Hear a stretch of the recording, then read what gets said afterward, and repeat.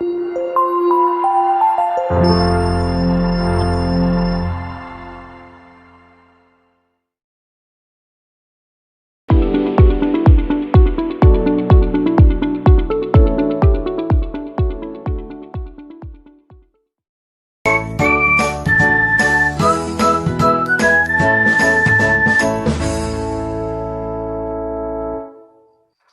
दोस्तों, आज हम लेकर आए हैं रिफ्लेक्शन ऑफ लाइट का पार्ट थर्ड, जिसमें आज हम बात करेंगे गोलीय दर्पण के बारे में।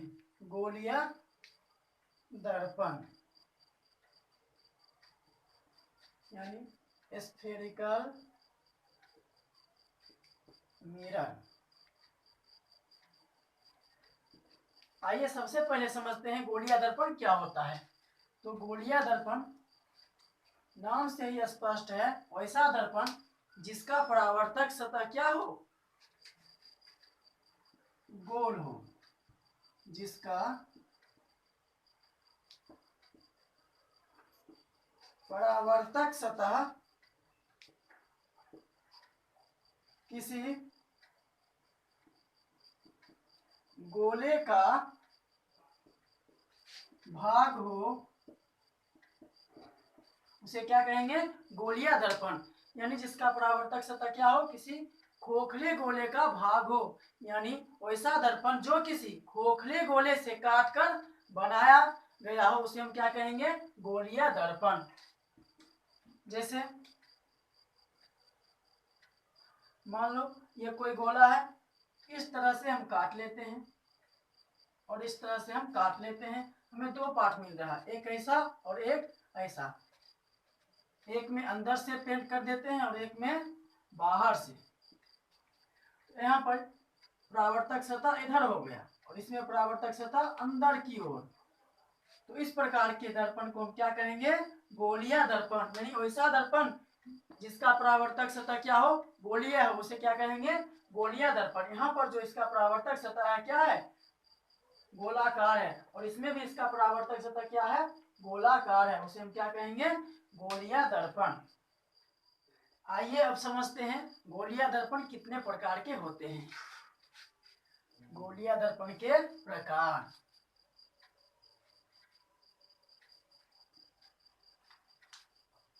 गोलीय दर्पण हम उसको कहते हैं जिसका परावर्तक सतह गोलीय हो, उसको क्या कहेंगे, गोलीय दर्पण। यानी वैसा दर्पण जो किसी खोखले गोले से काटकर बनाया गया हो, उसे क्या कहेंगे, गोलीय दर्पण। जैसे ये कोई गोला है, इधर से काटे और इधर से इस तरह से मिल रहा, इधर इस तरह से, इसका इधर वाला भाग रंग दिए हैं और इसका इधर वाला भाग सिल्वर कर दिए हैं। इसमें परावर्तक सतह किधर है, इधर, और इसमें परावर्तक सतह अंदर की ओर धसी हुई है। तो हम क्या देख रहे हैं, हमें दो प्रकार की दर्पण मिल रही है। एक जिसमें परावर्तक सतह क्या है, उभरी हुई है, इसका परावर्तक सतह क्या है, उभरी हुई है, और इसका परावर्तक सतह धसी हुई है। यानी वैसा दर्पण जिसका परावर्तक सतह क्या हो, बाहर की ओर उभरा हुआ हो, उसे क्या कहेंगे, उत्तल दर्पण। उसे क्या कहेंगे, उत्तल दर्पण। और जिसका परावर्तक सतह क्या हो, अंदर की ओर धसी हुई हो, उसे क्या कहेंगे, अवतल दर्पण। उसे क्या कहेंगे, अवतल दर्पण। यानी गोलीय दर्पण कितने प्रकार के होते हैं, गोलीय दर्पण दो प्रकार के होते हैं, एक उत्तल दर्पण और दूसरा अवतल दर्पण। अब हम उत्तल और अवतल दर्पण के बारे में विस्तार से एक्सप्लेन करते हैं। तो पहले उत्तल दर्पण, जिसका परावर्तक पृष्ठ उभरा हुआ हो, उसे क्या कहेंगे, उत्तल दर्पण। जैसे इसका परावर्तक सतह क्या है, उभरा हुआ है, यानी बाहर की ओर निकला हुआ है, उसे हम क्या कहेंगे, उत्तल दर्पण। उसके बाद अवतल दर्पण, जिसका परावर्तक सतह क्या हो, धसा हुआ हो, उसे हम क्या कहेंगे, अवतल दर्पण। यहाँ क्या देख रहे हैं, परावर्तक पृष्ठ जो है वो क्या है, बाहर अंदर की ओर धसा हुआ है, अंदर की ओर धसा हुआ है, उसे हम क्या कहेंगे, अवतल दर्पण। जैसे हम चम्मच लेते हैं, तो चम्मच का उभरा हुआ जो भाग होता है, यदि हम उधर से अपना प्रतिबिंब देखें तो उस समय चम्मच उत्तल दर्पण की भांति व्यवहार करता है। उसका विपरीत यदि हम धंसा हुआ भाग की ओर से अपना प्रतिबिंब देखें तो उस समय चम्मच अवतल दर्पण की तरह व्यवहार करता है। आइए अब हम समझते हैं गोलीय दर्पण से संबंधित कुछ टर्म्स के बारे में। गोलीय दर्पण से संबंधित कुछ महत्वपूर्ण टर्म जैसे ध्रुव, ध्रुव, पोल। हम ध्रुव किसको कहेंगे? तो गोलीय दर्पण, जैसे कोई दर्पण ले लिए, उत्तल दर्पण, उत्तल दर्पण और अवतल दर्पण दोनों क्या कहलाते हैं? गोलीय दर्पण। यहाँ पर हम उत्तल दर्पण लिए हैं, आप अवतल दर्पण भी ले सकते हैं। तो दर्पण के मध्य में जो बिंदु स्थित रहता है उसे हम क्या कहेंगे? ध्रुव यानी पोल। यानी दर्पण के मध्य वाले बिंदु को हम क्या कहेंगे?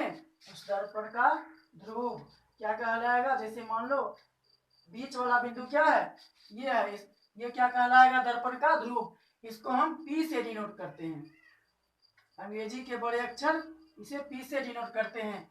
यदि अवतल दर्पण में देखें तो इस तरह से इसका मध्य वाला बिंदु यानी बीच वाला बिंदु हम मान लें क्या है? यहाँ पर है। इसका ध्रुव क्या होगा? ये होगा। इसको भी क्या लिखेंगे हम? P। यानी ध्रुव किसको कहेंगे? तो दर्पण के बीच वाले भाग को यानी बीच वाले बिंदु को हम क्या कहेंगे? दर्पण का ध्रुव। उसके बाद देखते हैं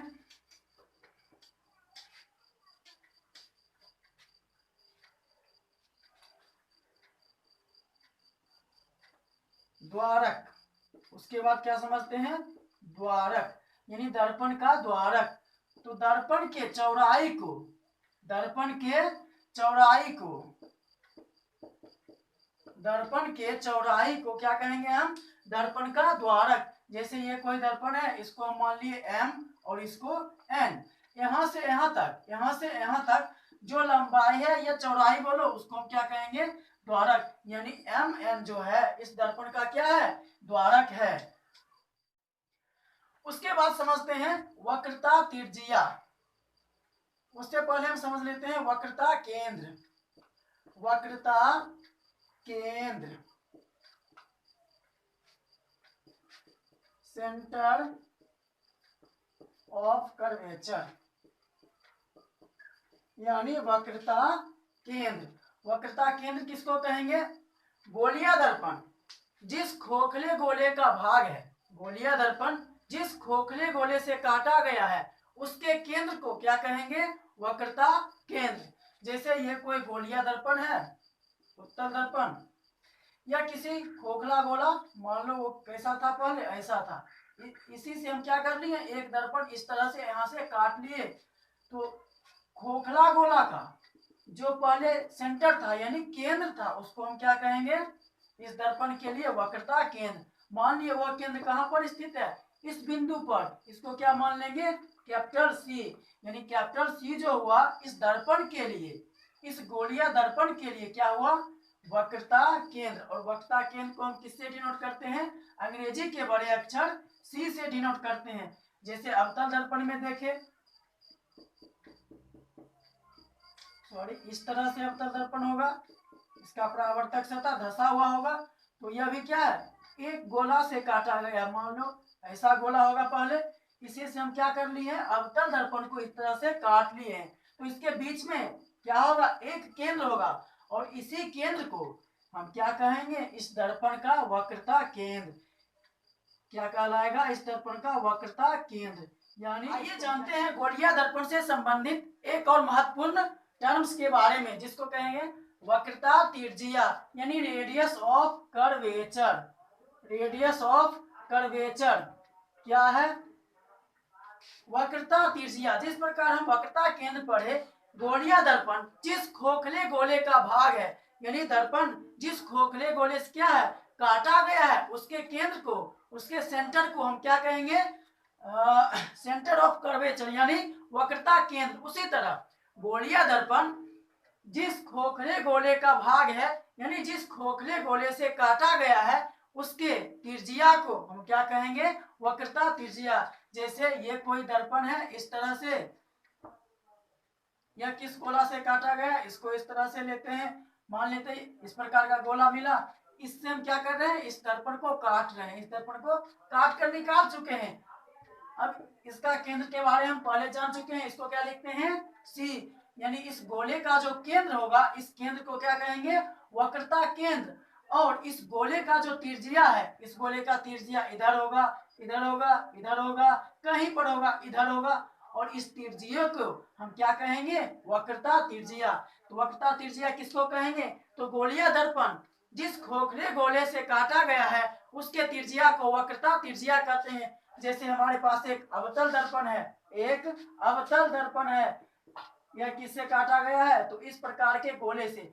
इसका सेंटर यहाँ पर, तो इसका त्रिज्या क्या है, हो गया, इसको ऑलरेडी पहले मान चुके हैं सी, और इसको क्या मान चुके हैं, पी। यानी हम पीसी को हम क्या बोल सकते हैं, त्रिज्या। क्या बोल सकते हैं, त्रिज्या। किस प्रकार की त्रिज्या, यानी वक्रता त्रिज्या। और सी को हम क्या बोलेंगे, वक्रता केंद्र। सी को क्या बोलेंगे, वक्रता केंद्र। तथा पी को क्या बोलेंगे, ध्रुव, दर्पण का ध्रुव। यानी तीनों के बारे में हम समझ गए। यानी दर्पण के बीच वाले बिंदु को क्या कहेंगे, ध्रुव। और दर्पण जिस गोले से काटकर बनाया गया है उसके केंद्र को क्या कहेंगे, वक्रता केंद्र। और उसके बाद दर्पण जिस गोले से काटकर बनाया गया हो उसके त्रिज्या को क्या कहेंगे, वक्रता त्रिज्या। यानी यहाँ पर वक्रता त्रिज्या क्या हो गया, पीसी। यानी पीसी को हम क्या कहेंगे, वक्रता त्रिज्या। और सी को क्या कहेंगे, वक्रता केंद्र। और पी को दर्पण का ध्रुव।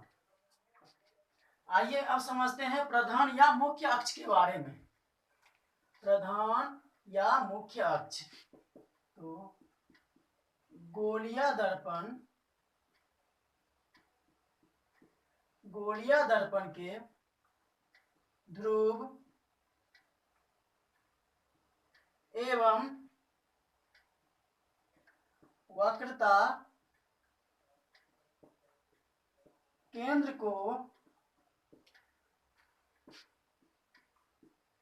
मिलाने वाली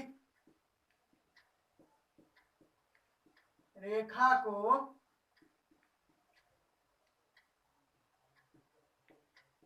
मुख्य अक्ष कहते हैं, मुख्य अक्ष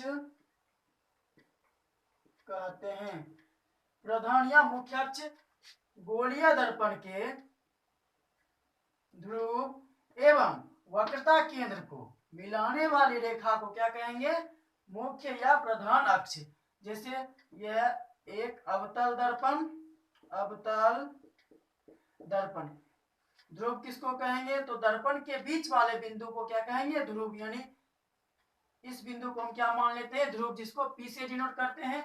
उसके बाद वक्रता केंद्र सी हो गया, तो सी और पी को एक लाइन से मिला देंगे। और इसी एक्सिस को, इसी लाइन को हम क्या कहेंगे, गोलीय दर्पण का प्रधान या मुख्य अक्ष। तो ये क्या हो गया, प्रधान या मुख्य अक्ष। उत्तल दर्पण में देख लेते हैं, उसी तरह इसका वक्रता केंद्र पीछे की ओर और ध्रुव यहाँ पर। पी और सी को हम क्या करेंगे, एक लाइन से मिला देंगे। जितना आगे बढ़ा सकते हैं, इधर भी जितना बढ़ा सकते हैं। और इसको हम क्या बोलेंगे, प्रधान या मुख्य अक्ष। यानी प्रधान या मुख्य अक्ष किसको कहेंगे, तो गोलीय दर्पण के ध्रुव एवं वक्रता केंद्र को मिलाने वाली रेखा को क्या कहेंगे, प्रधान या मुख्य अक्ष। इसको हम मान लेते हैं ए और इसको बी। यानी ए बी को हम क्या कहेंगे, प्रधान या मुख्य अक्ष। ए बी किससे गुजरेगी, पी और सी बिंदु से होकर ए बी गुजरेगी। अब समझते हैं फोकस के बारे में। फोकस किसे कहते हैं, गोलीय दर्पण, गोलीय दर्पण से परावर्तन के बाद, गोलीय दर्पण से परावर्तन के बाद किरणें मुख्य अक्ष के, किरणें मुख्य अक्ष के जिस बिंदु पर मिलती है अथवा मिलती हुई प्रतीत होती है, अथवा मिलती हुई प्रतीत होती है, क्या कहलाएगा? फोकस। यानी गोलीय दर्पण से परावर्तन के पश्चात प्रकाश की किरणें मुख्य अक्ष के जिस बिंदु पर मिलती है या मिलती हुई प्रतीत होती है, क्या कहलाएगा? फोकस। जैसे अवतल दर्पण है, कौन सा दर्पण? अवतल दर्पण। अवतल दर्पण, इसका P हो गया ध्रुव, वक्रता केंद्र, पीसी को मिला देते हैं कि इसको क्या कहेंगे? प्रधान या मुख्य अक्ष, यानी प्रधान अक्ष, प्रिंसिपल एक्सिस। उसके बाद फोकस क्या कर रहा है? गोलीय दर्पण से परावर्तन के बाद किरणें मुख्य अक्ष के जिस बिंदु पर मिलती है अथवा मिलती हुई प्रतीत होती है, क्या कहलाएगा? दर्पण का फोकस। एक किरण इस तरह से आ रही है प्रधान अक्ष के समांतर, प्रधान अक्ष के समांतर, तो टकराने के बाद मान लेते हैं इस बिंदु से होकर गुजर रही है, इस बिंदु से। उसके बाद बहुत सारी प्रकाश की किरणें आ रही है इधर से, इस तरह से, इस तरह से, इस तरह से, इस पर भी। यानी हम क्या देख रहे हैं? दर्पण से टकराने के बाद, दर्पण से टकराने के बाद जितने भी परावर्तित किरणें हैं सभी प्रधान अक्ष के एक बिंदु पर मिल रही है, और इस बिंदु को हम क्या कहते हैं? दर्पण का फोकस। यानी गोलीय दर्पण से प्रकाश की किरणें परावर्तन के बाद प्रधान अक्ष से, प्रधान अक्ष के जिस बिंदु पर मिलती है अथवा मिलती हुई प्रतीत होती है, उसे हम क्या कहेंगे? फोकस अथवा मुख्य फोकस। फोकस या मुख्य फोकस। और फोकस को हम किससे डिनोट करते हैं? अंग्रेजी के बड़े अक्षर F से। यानी इस बिंदु को हम क्या देख रहे हैं? जितने भी प्रकाश की किरणें हैं टकराने के बाद कहाँ मिल रही है? इस बिंदु पर, और इस बिंदु को हम क्या मान लेते हैं? F। यानी F को हम क्या कहेंगे? फोकस। F क्या कहलाएगा? फोकस अथवा मुख्य फोकस। उसके बाद इस ध्रुव और F के बीच के दूरी को, यानी फोकस और ध्रुव के बीच के दूरी को हम क्या कहते हैं? फोकस दूरी। क्या कहलाएगा? फोकस दूरी बराबर हम लिख सकते हैं PF। यानी PF को क्या कहेंगे हम? फोकस दूरी। और फोकस दूरी को किससे डिनोट करते हैं? तो छोटे अक्षर F से। तो समझ गए फोकस क्या होता है? हम फोकस किसे कहेंगे? तो जहां प्रकाश की किरण प्रधान अक्ष के जिस बिंदु पर परावर्तन के बाद मिलती है उसे क्या कहेंगे? फोकस अथवा मुख्य फोकस। तो क्या देखिए अवतल दर्पण में फोकस किधर होती है? इस तरफ, यानी वहां पर किरण सच में मिट करती है। यानी अवतल दर्पण का फोकस कैसा होता है? वास्तविक होता है। अब उत्तल दर्पण में देखते हैं, ये कोई उत्तल दर्पण है, इसमें हम फोकस के बारे में बात करते हैं। तो यहाँ पर क्या होता है? इस प्रकार से इसको ध्रुव बोलेंगे और इसको वक्रता केंद्र। ध्रुव एवं वक्रता केंद्र को मिलाने वाली रेखा को हम क्या कहेंगे? प्रधान अथवा मुख्य अक्ष।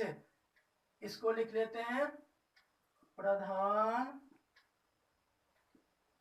अक्ष, यानी प्रिंसिपल एक्सिस। प्रधान अक्ष के समांतर हम प्रकाश की किरणें डालते हैं इस तरह से, जो परावर्तन के बाद कहाँ जाएगी? अंदर, नहीं इधर की ओर। ये किरण इधर और ये किरण इधर, टकराने के बाद फिर इधर लौट जाती है। तो इसमें हम क्या देखते हैं? प्रकाश की किरणें परावर्तन के बाद गोलीय दर्पण के प्रधान अक्ष के किसी भी बिंदु पर नहीं मिलती है। गोलीय दर्पण के प्रधान अक्ष पर किसी भी बिंदु पर नहीं मिलती है। यानी हम कह सकते हैं क्या उत्तल दर्पण में फोकस नहीं होती है, या यदि होगी भी तो कैसी, काल्पनिक होती है। तो जी हाँ, उत्तल दर्पण का जो फोकस होता है क्या होता है, काल्पनिक होता है। क्योंकि देखिए इसमें किरण परावर्तन के बाद कहीं भी नहीं मीट कर रही है, किसी भी बिंदु पर मीट नहीं कर रही है। तो इसको हम क्या करेंगे, पीछे की ओर बढ़ाएंगे, इसको इस तरह से पीछे की ओर बढ़ाएंगे और इसको भी इस तरह से पीछे की ओर बढ़ाएंगे। तो हम क्या देख रहे हैं कि दर्पण के पीछे इस बिंदु पर किरणें वास्तव में नहीं मिल रही है, लेकिन हमको ऐसा लग रहा है कि किरण वहां पर मिलती हुई प्रतीत हो रही है। यानी जहां पर मिलती हुई प्रतीत हो क्या कहलाएगा, फोकस। इसको हम क्या कहेंगे, फोकस। और उसी तरह से जिस तरह से हम फोकस एवं ध्रुव के बीच के दूरी को क्या कहते हैं, फोकस दूरी।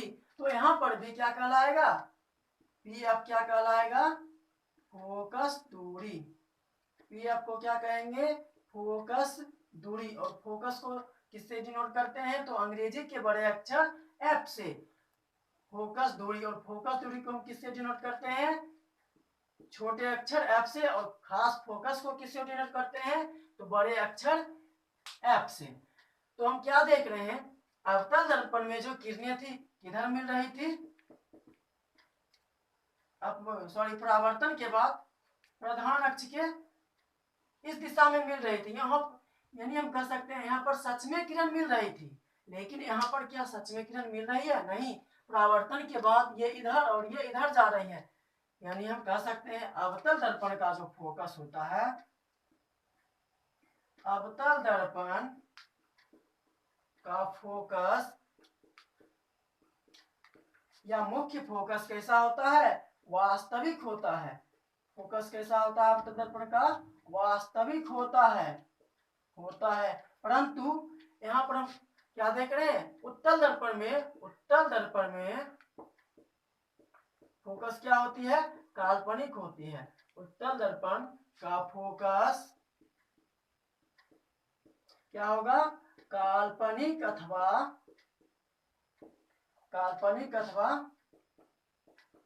आभासी होता है। जिस तरह से प्रतिबिंब के दो प्रकार होते हैं, एक वास्तविक प्रतिबिंब और एक काल्पनिक प्रतिबिंब। जहां पर प्रकाश की किरणें सच में मिलती है उसको हम क्या कहते हैं, वास्तविक प्रतिबिंब। और जहां पर प्रकाश की किरणें मिलती हुई प्रतीत होती है उसको क्या कहते हैं, काल्पनिक अथवा आभासी प्रतिबिंब। उसी तरह से प्रकाश की किरणें परावर्तन के बाद दर्पण के प्रधान अक्ष के जिस बिंदु पर सच में मिलती है उसको हम क्या कहेंगे, वास्तविक फोकस। यानी अवतल दर्पण का जो फोकस होता है कैसा होता है, वास्तविक। परंतु उत्तल दर्पण में फोकस क्या होता है, काल्पनिक। क्योंकि दर्पण से टकराने के बाद प्रकाश की किरणें रिफ्लेक्ट हो जाती है।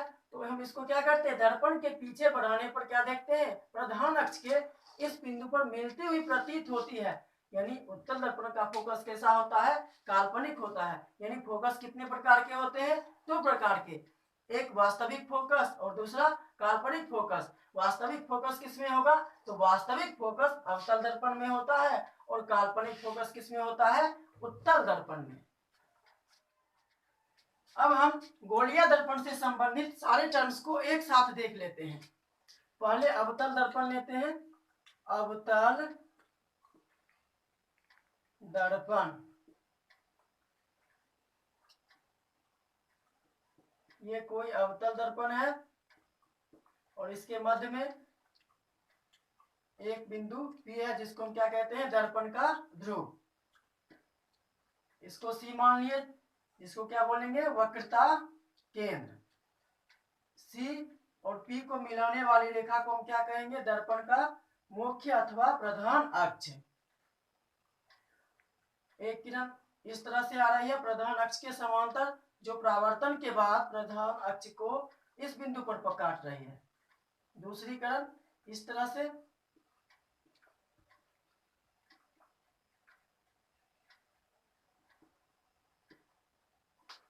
इसको हम क्या बोलेंगे, फोकस अथवा मुख्य फोकस। उसके बाद ध्रुव एवं फोकस के बीच के दूरी को क्या कहते हैं हम, फोकस दूरी। यानी P क्या कहलाएगा, ध्रुव एफ को क्या कहेंगे, फोकस। सी क्या कहलाएगा, वक्रता केंद्र। उसके बाद सी एवं पी, सी एवं पी के मध्य जो दूरी होगा उसको हम क्या कहेंगे, वक्रता त्रिज्या, यानी पीसी को हम क्या कहेंगे, वक्रता त्रिज्या। और वक्रता त्रिज्या को किससे डिनोट करते हैं, तो कैपिटल आर से। उसके बाद फोकस एवं ध्रुव के बीच की दूरी को क्या कहते हैं, फोकस दूरी, यानी पी एफ। पी एफ को क्या कहेंगे, फोकस दूरी। और फोकस दूरी को किससे डिनोट करते हैं, तो स्मॉल लेटर एफ से। स्मॉल लेटर एफ से हम फोकस दूरी को डिनोट करते हैं। उसके बाद यहाँ पर एम मानते हैं और यहाँ पर एम एन। एम एवं एन के बीच के दूरी को हम क्या कहेंगे, दर्पण का द्वारक, यानी दर्पण का द्वारक या चौड़ाई क्या होगा, एम एन। अब हम अवतल दर्पण में देखते हैं, सॉरी उत्तल दर्पण में एक उत्तल दर्पण बनाते हैं।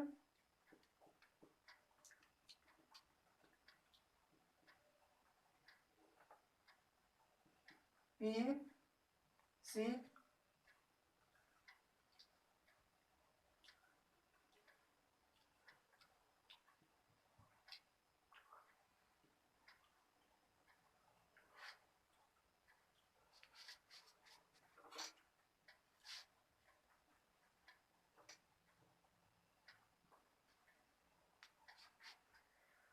उसी तरह से इसमें भी क्या कहेंगे, ध्रुव और फोकस के बीच के दूरी को क्या कहेंगे हम, फोकस दूरी, यानी पी एफ क्या कहलाएगा, फोकस दूरी। उसके बाद यहाँ पर एम और यहाँ पर एम एन, एम और एन के बीच के दूरी को हम क्या कहेंगे, दर्पण का द्वारक अथवा चौड़ाई।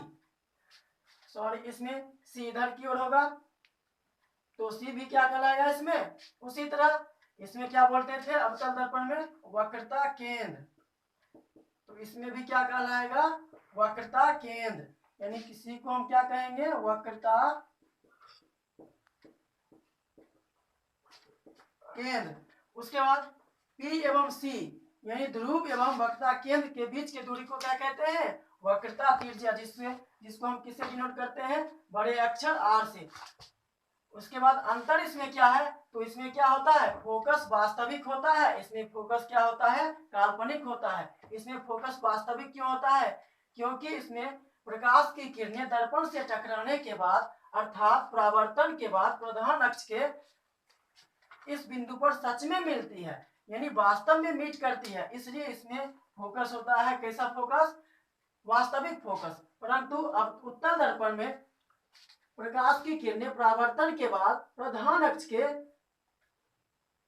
किसी भी बिंदु पर सच में मीट नहीं करती है। इसको हम दर्पण के पीछे बढ़ाते हैं तो क्या देखते हैं, मिलती हुई प्रतीत होती है, इसलिए इसका फोकस कैसा होगा, काल्पनिक होगा। तो हमको याद रखना है अवतल दर्पण का फोकस कैसा होता है, वास्तविक, और उत्तल दर्पण का फोकस कैसा होता है, काल्पनिक।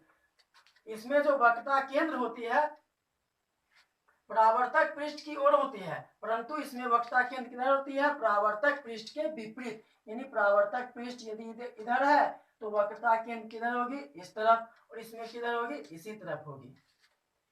तो हम गोलीय दर्पण से संबंधित इंपॉर्टेंट टर्म्स को देख लिए, जिसको ध्यान में रखना है। इसके सहायता से हम आगे किरण आरेख को खींचेंगे, उसके द्वारा प्रतिबिंब का निर्धारण होगा।